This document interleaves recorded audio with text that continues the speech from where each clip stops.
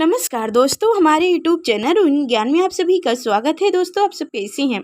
आशा करती हूँ कि आप सब अच्छे होंगे, स्वस्थ होंगे, मस्त होंगे। तो चलिए दोस्तों, आज हम लोग सुनेंगे बृहस्पतिवार व्रत कथा या गुरुवार व्रत कथा। गुरुवार व्रत की पूरी कथा, जिसे सुनने से मिलेगी देव बृहस्पति की कृपा। देव गुरु बृहस्पति को बुद्धि और शिक्षा का कारक माना जाता है। गुरुवार को बृहस्पति देव की पूजा करने से धन, विद्या, मान सम्मान, प्रतिष्ठित कई अन्य मनोकामनाएं, मनोवांछित फल की प्राप्ति होती है। धार्मिक ग्रंथों के अनुसार गुरुवार को भगवान बृहस्पति की पूजा का विधान है। गुरुवार के दिन व्रत और कथा सुनने से घर परिवार में सुख समृद्धि बनी रहती है। तो आइए सुनते हैं बृहस्पतिवार व्रत कथा। तो हमारे साथ इस कथा को अंत तक सुनिए और हमारे चैनल पर नए हैं तो लाइक करके चैनल को सब्सक्राइब कर लीजिए। तो चलिए दोस्तों, कथा सुनते हैं। प्राचीन काल में एक ब्राह्मण रहता था। वह बहुत निर्धन था। उसके कोई संतान नहीं थी। इसकी स्त्री भी बहुत मलिनता के साथ रहती थी। वह स्नान न करती, किसी देवता का पूजन न करती। उससे ब्राह्मण देवता बहुत दुखी थे। बेचारे बहुत कुछ कहते थे, किंतु उसका कोई परिणाम न निकलता। भगवान की कृपा से ब्राह्मण की स्त्री के कन्या रूपी रतन पैदा हुई। कन्या बड़ी होने पर प्राप्त स्नान करके विष्णु भगवान का जप एवं बृहस्पतिवार का व्रत करने लगी।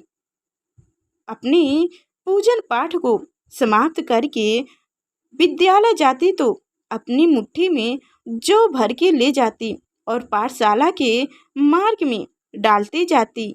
तब वो जौ स्वर्ग के हो जाते। लौटते समय उनको बीन कर ले आती थी।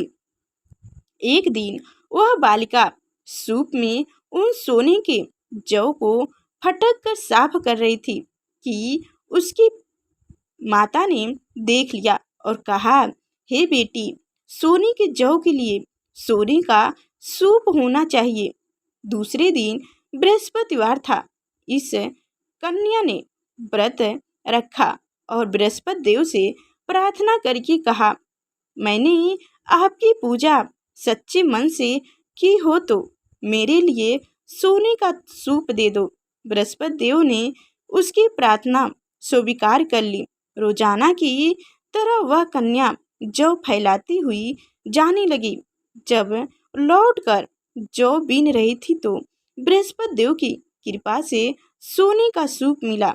उसे वह घर ले आई और उसमें जौ साफ करने लगी, परंतु उसकी माँ का वही ढंग रहा। एक दिन की बात है कि वह कन्या सोने के सूप में जौ साफ कर रही थी।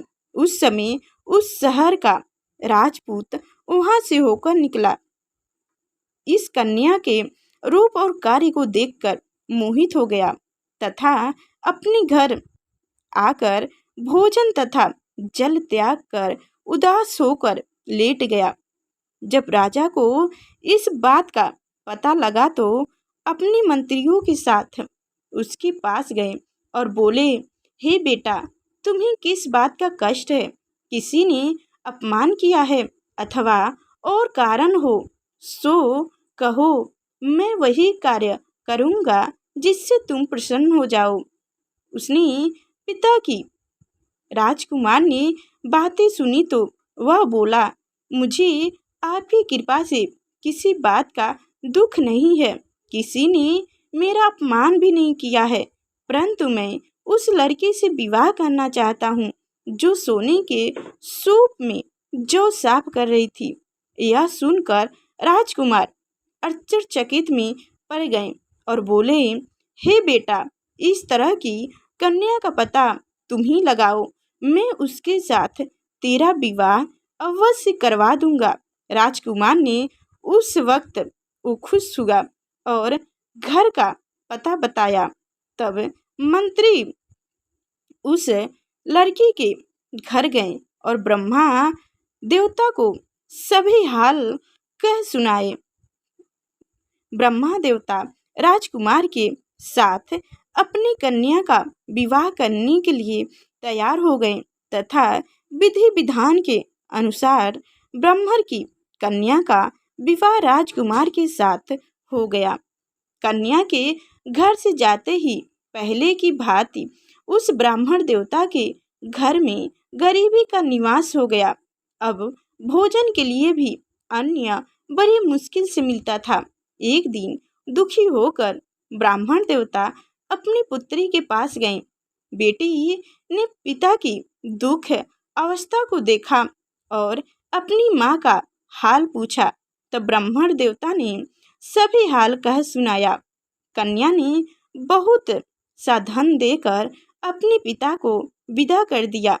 इस तरह ब्राह्मण का कुछ समय सुखपूर्वक व्यतीत हुआ। कुछ दिन बाद फिर वही हाल हो गया।